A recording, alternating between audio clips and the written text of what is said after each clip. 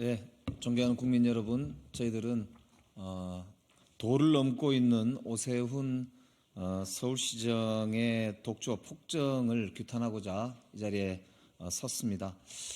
오세훈 시장이 당선될 때 가장 중요하게 내세웠던 모토 중에 하나가 약자와의 동행이었습니다. 그런데 지금 서울시정은 압도적 다수의 서울시 의회의 호의 아래에서 오세훈 시장이 그야말로 약자들은 무시하고 복지는 약화시키고 시민들을 무시하고 개발 행정에만 몰두하면서 시민들의 삶을 현저하게 후퇴시키고 있습니다.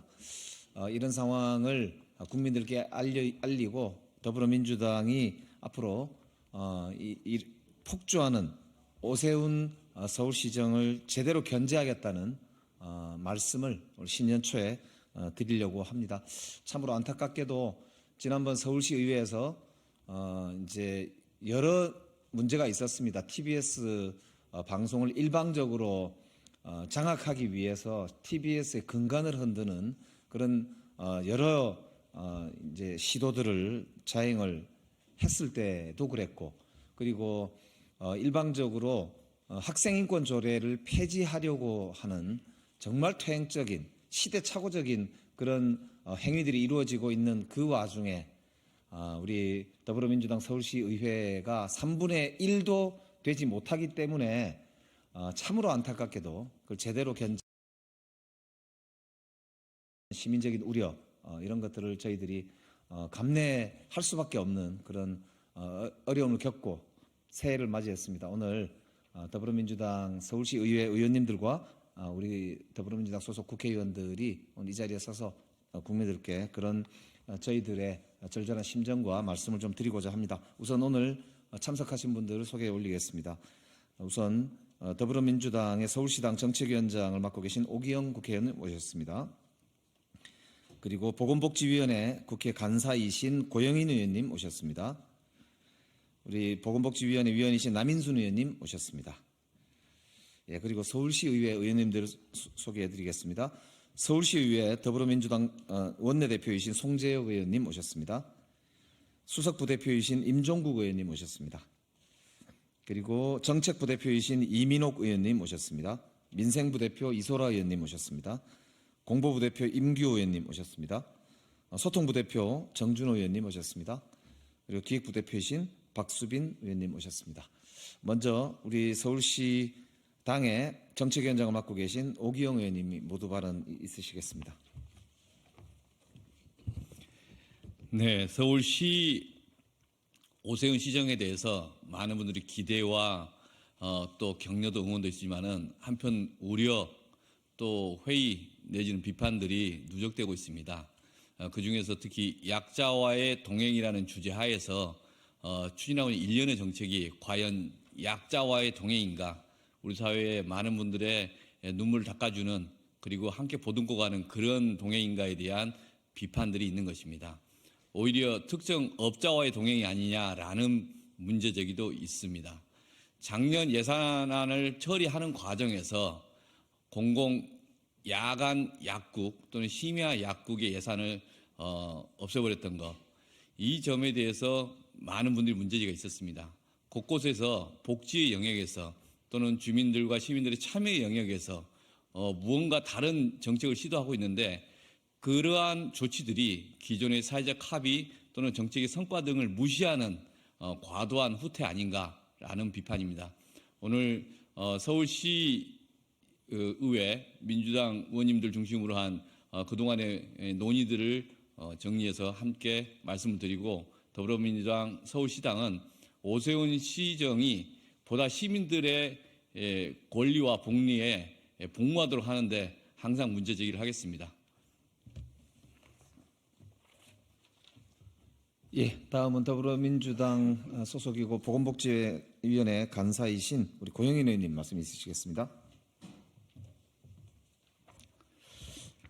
네, 국회 보건복지위원회 간사를 맡고 있는 고영인 의원입니다. 서울시 오세훈 시장의 복지 역주행을 보면서 보건복지의 간사로서 우려를 금치 못하는 마음으로 이 자리에 섰습니다. 10여 년 전에 그 모든 국민들이 원했던 그런 무상급식을 부정하는 그런 복지에 대한 편협한 인식과 완고한 고집이 지금도 하나 달라진 게 없구나, 이런 생각을 다시 한번 하게 됩니다. 오세훈 시장의 복지 정책을 나열한 여러 가지 것과 진행 과정들을 보면 윤석열 정부의 복지 정책이 판박이다, 이런 생각을 하지 않을 수 없습니다. 윤석열 정부는 사회 서비스를 시장화하겠다고 했고요. 그 복지 민영화를 통해서 소득 최하위층을 선별하는 그런 작업들을 했습니다. 이것은 한마디로 얘기하면 국가의 책임을 시장에 넘기겠다는 얘기고, 이것이 나타나는 기결지점은 예산의 삭감, 그 다음에 복지의 선별화, 그리고 그로 인한 그 소외된 그 여러 약자들이 실질적으로는 질 낮은 서비스 내지는 소외감이 보다 강화되는 이런 양상으로 나타날 수밖에 없습니다.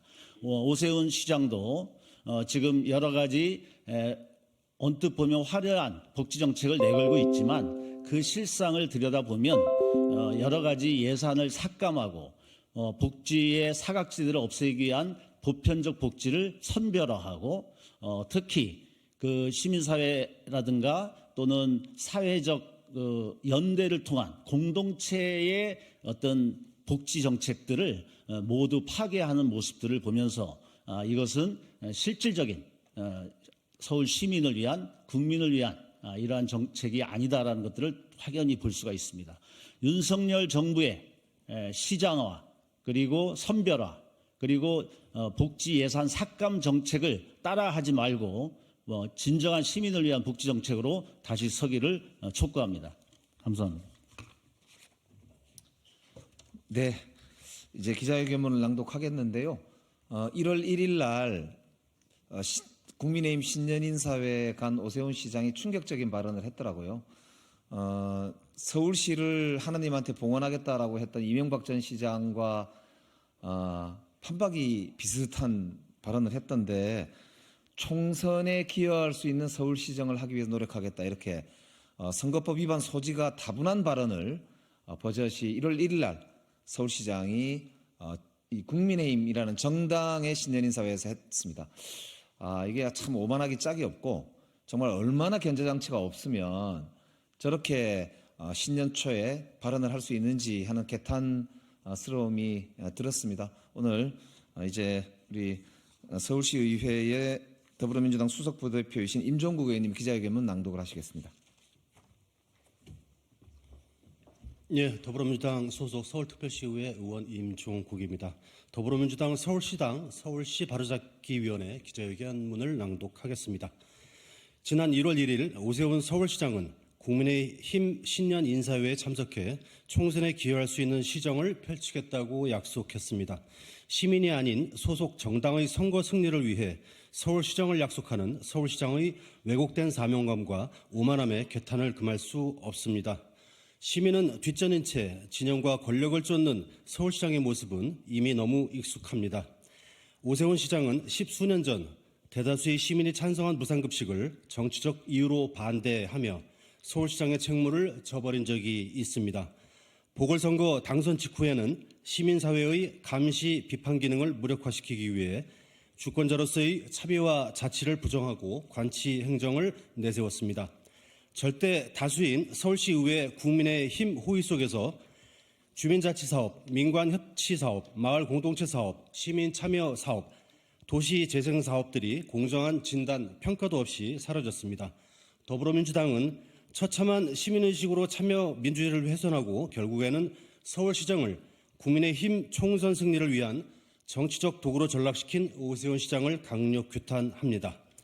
존경하는 천만 서울시민 여러분, 시민들이 야간에도 안전하고 편리하게 의약품을 구입할 수 있도록 도입되었던 공공야간약국 지원사업에 올해 단 한 푼의 예산도 편성되지 않았던 사실을 알고 계십니까? 동행 일자리, 뉴딜 일자리, 지역 주도형 청년 일자리 등 공공 일자리 사업은 단순 일자리라는 이유를 들어 목표 인원을 축소하거나 예산을 삭감했습니다. 가정폭력, 성폭력 피해자 지원, 긴급복지 지원, 어르신 복지시설 지원, 장애인 자립생활주택 운영과 퇴소 장애인 자립 지원, 발달장애인 긴급 돌봄 등의 사업들도 축소되거나 예산이 감액되었습니다. 공공돌봄을 담당하던 서울사회서비스원의 24년 예산은 22년 대비 절반 수준입니다. 올해 신혼부부 매입 임대주택은 700호에서 50호로 무려 93%나 공급이 줄어들 예정입니다. 일반 매입 임대주택도 청년 매입 임대사업도 절반 이상 축소되었습니다. 희망의 집수리 사업, 장기 안심주택 공급 사업도 마찬가지입니다. 반면 서울런, 손목닥터 9988, 안심소득, 청년 취업 사관학교와 같은 공약 치적 사업들은 약자 동행으로 포장하여 중복 특혜 실효성의 논란에도 불구하고 강행되고 있습니다.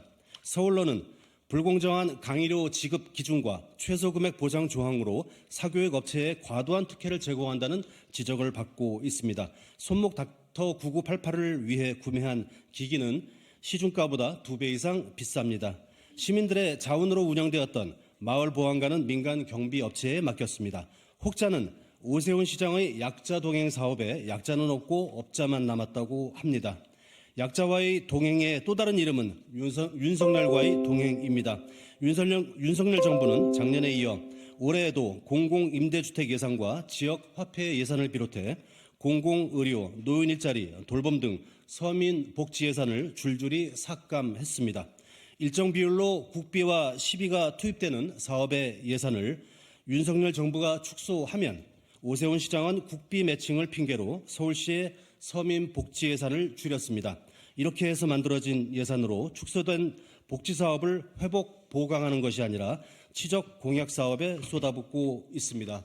또 다른 한편으로는 서울시가 100% 부담하던 아이돌봄 지원, 우리 아이 안심 의원 등과 같은 사업들을 자치구 50% 분담으로 바꾸거나 보조금을 대폭 삭감하고 복지관 등에 대한 보조율을 매년 5%씩 하향 조정하는 등 자치구 부담을 늘렸습니다. 재정이 열악한 자치구의 복지사업 축소는 불보듯 뻔합니다. 존경하는 천만 서울시민 여러분, 고물가와 경기 침체로 민생이 어렵습니다. 사회 양극화와 기후 위기는 지속 가능한 내일을 위협하고 있습니다. 서민과 약자를 위한 진짜 복지의 실현이 더욱 절실한 이때 허울뿐인 약자 동행으로 서울 시민을 기만한 오세훈 시장의 경종을 울려 주십시오. 윤석열 정부와 동행할 것인지 서울 시민과 동행할 것인지 묻고 심판해 주십시오. 재정 부족을 이유로 서민복지 예산은 대대적으로 축소하면서 법인세, 종부세, 상속세와 같은 부자 감세를 밀어붙이고 있는 윤석열 정부와 국민의힘에 엄중한 경고를 내려주십시오. 부잣집 자제분, 가난한 집 아이로 구분짓는 반약자 권력에 맞서 서울을 바로 세우고 시민을 지키는 일에 더불어민주당이 동행하겠습니다. 감사합니다. 2024년 1월 10일 더불어민주당 서울시당 서울특별시의회 더불어민주당 의원 일동